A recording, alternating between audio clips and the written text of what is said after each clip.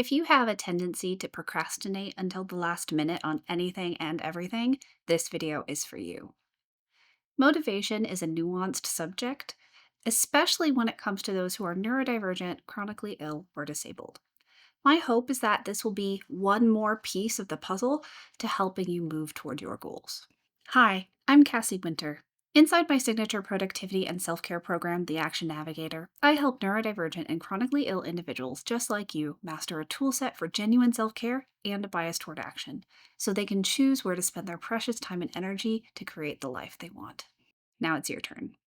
Take a moment to answer this question. What does motivation feel like to you? Get as specific as possible. Describe what you feel like emotionally and physically when you feel motivated. If you were to have asked me that back in the day in college, I probably would have said motivation feels like it's now or never. Like if I don't use this inspired creative energy, I'll be very uncomfortable emotionally and physically. Feels like I'm energized, restless, or antsy, and my heart rate may have increased. And all of this makes me feel powerful and focused. Because of this, getting started with anything feels involuntary and it's easier to accomplish what I'm motivated to do. Does any of that resonate with you? It's time for a quick but important tangent on feeling your feelings. Feeling your feelings means literally feeling the physical sensations in your body that correspond with your emotions. When we focus our attention on what we're literally feeling in our body, we're better able to process those feelings so we can regulate our emotions and nervous system and not let those feelings get stuck and contribute to a dysregulated nervous system or even trauma. What does this have to do with feeling motivated? I'm getting there. Take a moment to remember an event in your life that made you feel excited. Revisit that memory and notice what physical sensations come up in your body when you remember feeling excited. Make a mental note of what excitement feels like in your body. Next, take a moment to remember an event in your life that made you feel anxious. Revisit that memory and notice what physical sensations come up in your body when you remember feeling anxious. Now tell me, do the physical sensations of excitement and anxiety feel at all similar to you? If you were going about your day and suddenly felt that sensation in your body, would you be able to tell whether it's excitement or anxiety? If your answer is no and your mind is blown, write "feel your feelings" in the comments below. What you have just discovered is that different emotions can create the same physical sensations in your body. And how we determine what emotion that physical sensation indicates is through context. Think back to earlier and how you described what motivation feels like to you. Here's mine. Motivation feels like it's now or never. Like if I don't use this inspired, creative energy, I'll be very uncomfortable emotionally and physically. I'm energized, restless, or antsy, and my heart rate is up. This makes me feel powerful and focused, and because of this, getting started feels involuntary and it's easier to accomplish what I'm motivated to do. Now, let me ask you this, and warning, it's a doozy. What other emotions can those feelings and sensations indicate if the context were different? For me, those feelings and sensations can easily indicate that my sympathetic nervous system is activated and I'm actually in fight or flight mode. Here's my theory. If you have a tendency to procrastinate until the last minute and have resonated with everything I've said so far, I bet you haven't been feeling motivated.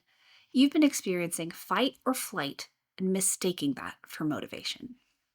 Side note, I get that technically, according to the English language definitions of the word motivation, that fight or flight is a motivating experience. Fight or flight motivates you to save your life.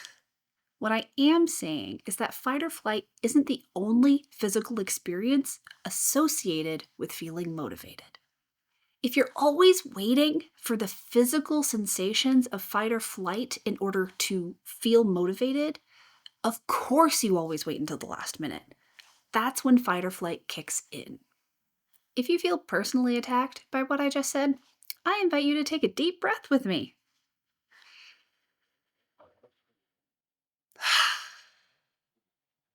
So, what do you do with this information? It's time to explore the other ways you experience the physical sensation of motivation. It's not always going to be peak stress or anxiety, aka fight or flight, and it's not always going to be peak excitement and happiness either. Even for those of us whose lives feel like a constant stream of extremes, there are far more moments of in between, of gray area, of quiet feelings and sensations than there are extreme ones.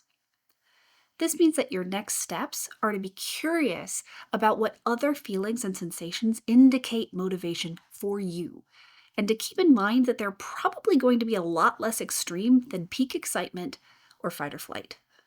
What are the quiet feelings and sensations that indicate you are feeling motivated? If that feels like a question you'd like to explore in your journal, I invite you to try out my Anytime Pages journaling technique. And in case it helps, one of the quiet feelings I experience that indicate I'm motivated is simply wanting to do something.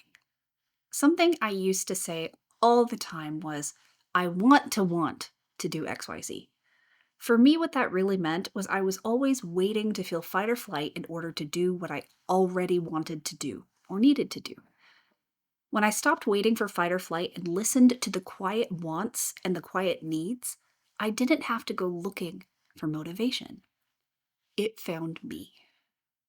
Like I mentioned at the beginning of this video, I'm hoping this can be just one more piece in the puzzle of motivation for you. How we experience motivation as individuals is as varied as there are people on this planet. And there are so many things that contribute to it. And if this video resonated with you, it doesn't mean that other perspectives and education around motivation won't be helpful for you. I'm just hoping to unlock one more piece of the puzzle for you. And if this video did that for you, write puzzle piece down in the comments.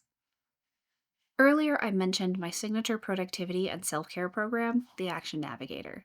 Designed for those who are neurodivergent, chronically ill, or disabled, it's packed with tools and techniques for getting motivated, mastering your time, getting organized, and offering yourself radical compassion.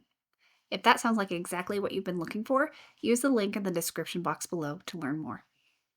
If you also have mental health issues such as depression or trauma and want even more pieces to the motivation puzzle, I recommend checking out another video on motivation here. If you liked this video, hit that like button and subscribe, and be sure to share it with one other person. I'll be back soon with another video. See you then. Bye.